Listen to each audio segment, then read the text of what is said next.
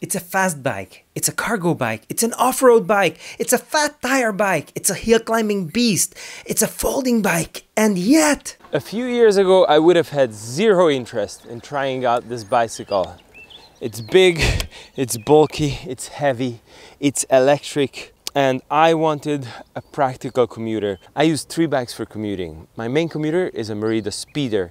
It's a fast, practical bike. My second commuter is a Brompton. It folds so small that I can take it with me anywhere. My third commuter is a Brompton clone with an electric conversion kit that combines the best of both worlds. Now let's be honest, I didn't need another bicycle.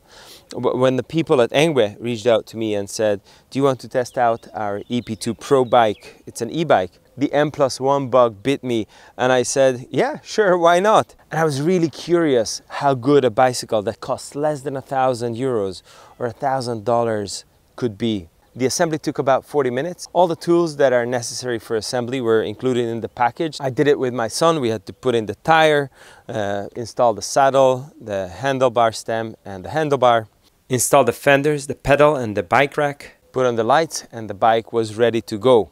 But the question I really want to answer today is, who is this bicycle for? First, we're going to take a close-up look of the bike and then we'll take it for a ride and I'm going to tell you everything that you need to know about it. Now, even though it's a folding bike, this doesn't fold as small as a Brompton. Obviously, the Brompton is an extreme example, but it is much larger, much heavier. You can just take it with you on public transport. It's got the battery and the controller integrated into the main frame. In order to remove the battery, you have to fold the bicycle. This makes it not so practical when you just want to pop out the battery and take it with you. Let me show you how the bike folds. You fold the pedal first, you fold the handlebar, you fold the frame,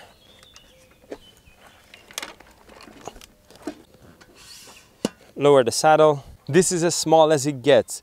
It's much smaller than it was before when it was open, but it's still quite bulky and it's heavy. It's 75 pounds, 34 kilograms. This bike also has a removable battery, as I said, and it's located here in the frame, but it's so darn hard to take it out. Yeah. It's so hard to take it out. So if you cannot charge the bike where you park it, then you have to fold it in order to take the battery with you. 20-inch diameter, 4-inch wide fat tires. These dominate the bicycle's look.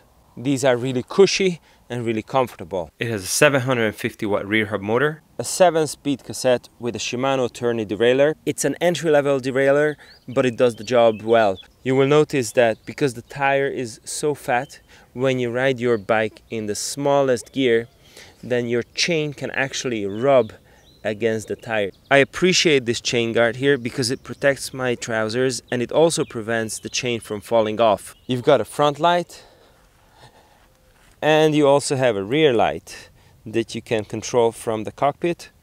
You also have brake lights. These are all operated from the battery. You don't have to charge them separately. You've got a large, easy to read display and you've got the controls here. Now this bike doesn't have any Bluetooth built in, so there's no companion app. You have to control everything from these buttons here. You've got a plus, a minus button, a switch on button, an info button, and another one. This controls the light.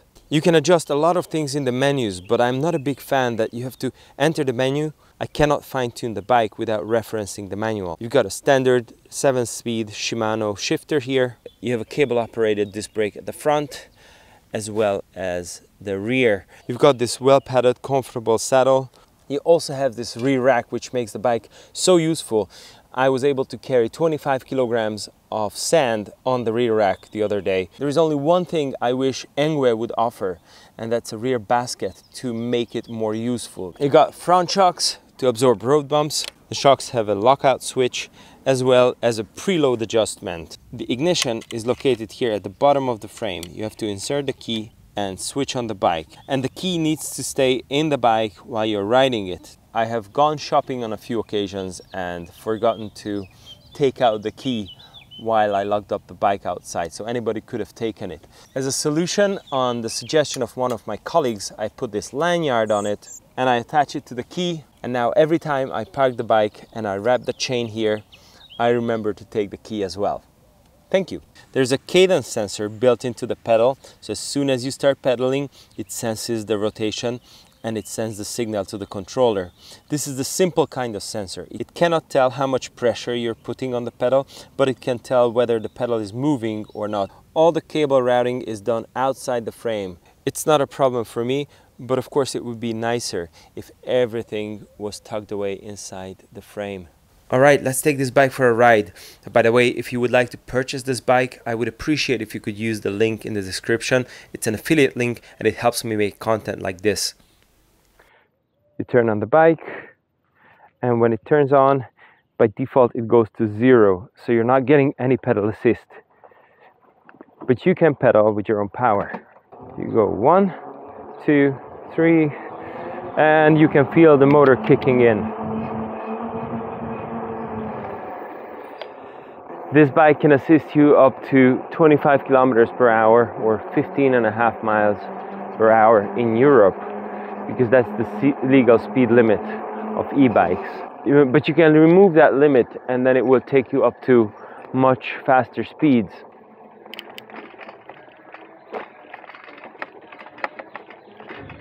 You can take this bike on a slight off-road trail like I'm doing it here, and it's a happy bike to run here. And it's more than capable of handling terrains like this.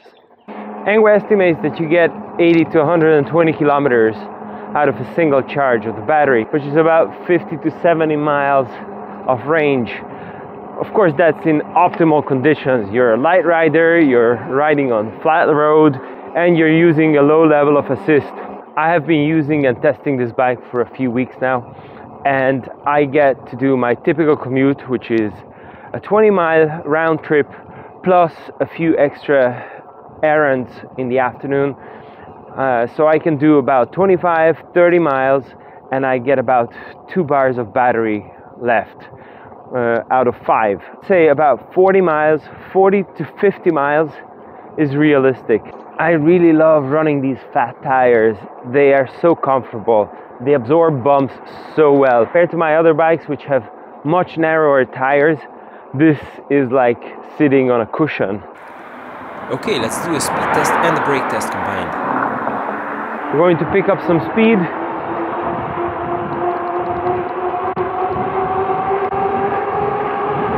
(26, 27, 28, 29, 30.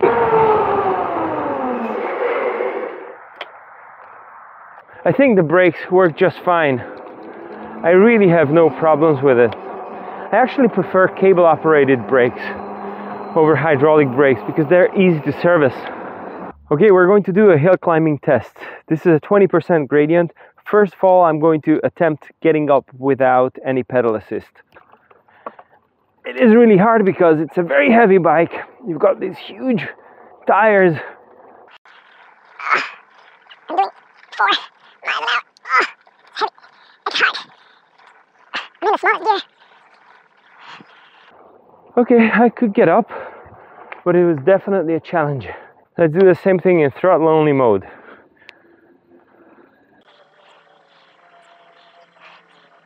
Nope. Not gonna get me up. It is definitely not getting me up. Let's do throttle only mode with a bit of a rollout.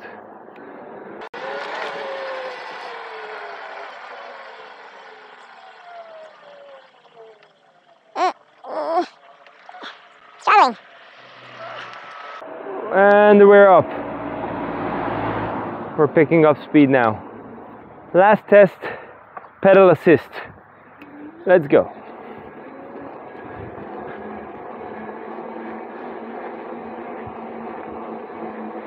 Easy peasy.